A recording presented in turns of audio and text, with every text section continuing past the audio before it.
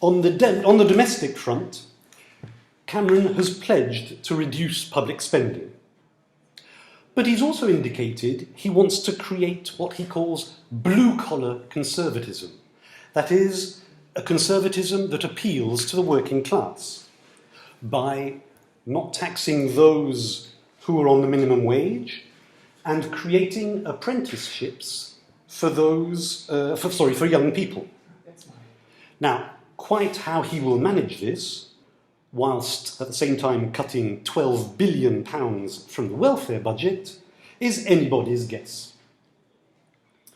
Scotland will also feature prominently. There has already been a summit in Edinburgh between Mr Cameron and Nicola Sturgeon, focusing on how to beef up Scotland's fiscal and welfare powers. However, Miss Sturgeon must steer a canny course. Low oil prices have already weakened the Scottish economy, and if she demands too much autonomy, there's likely to be a backlash by Conservative MPs, who will call into question the Barnett formula, which is the UK government funding for the Scottish executive. One Conservative MP said, "Scotland cannot treat England like a piggy bank. I want to see them raise the money that they actually spend." And Cameron's job will be to make it seem like Sturgeon is the one making unreasonable demands. Another subject, Europe. And the big issue here, of course, is the referendum.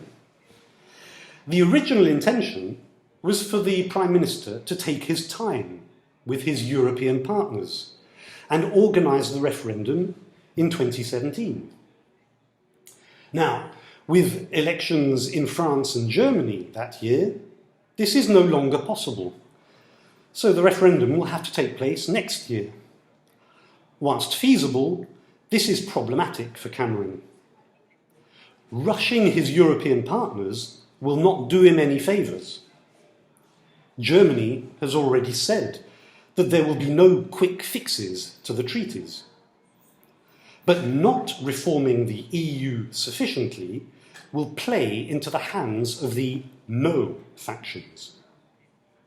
And there is fairly strong popular feeling against what is perceived as interference from Brussels and unchecked immigration from eastern EU states. Cameron cannot afford to be seen as not doing enough. On the international scene, the Prime Minister must also prove his statesmanship and his commitment to international organisations. The Climate Change Summit in Paris will give him the opportunity of establishing his green credentials. Before the election, he promised to phase out the unabated use of coal, but we'll see how quickly this can be done or what pledges he makes. NATO may also become a problem for him, strangely enough, as defence spending has been dwindling since the good old days of the Cold War. Back then, when I started working for them, defence spending amounted to between 4 and 5% of gross domestic product. With the collapse of the Soviet Union came the peace dividends, and the defence budgets dried up, sometimes to less than 2% GDP. But since then, we've witnessed the Balkan crisis, Afghanistan, the rise of global terrorism, Libya, and now the newly belligerent attitude of Russia. At the Wales summit last year, Cameron encouraged countries to commit to the 2% GDP target, though without committing to it himself in his election manifesto, interestingly enough, which casts some doubts over the UK's future military capabilities and standing. And eventually, this could harm the special relationship between the UK and the US, especially given the asymmetric threats and the general instability in the Middle East and North African region. But, and I shall conclude on this point, there is an elephant in the room, and that is the Conservative majority in the Commons.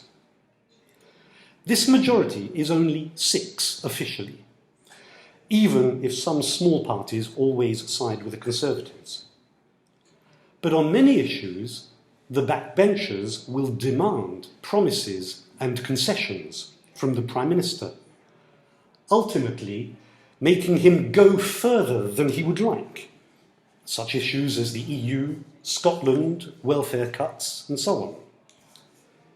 Even some specific local issues could lead to a revolt in the ranks.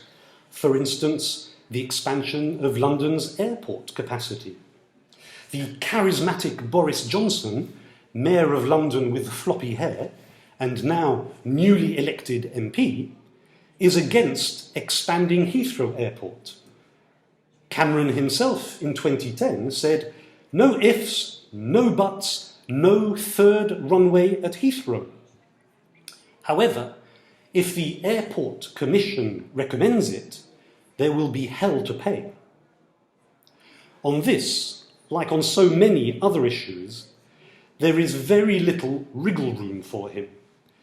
The PM cannot afford to be seen as weak or pandering to any faction, yet he needs the support of these same factions if his government is to stay the course. Ultimately, however nimble his footwork, David Cameron may come to realise that far from being an advantage, his slim majority in the Commons is a weight that could knock him off balance at any moment. Thank you for your attention.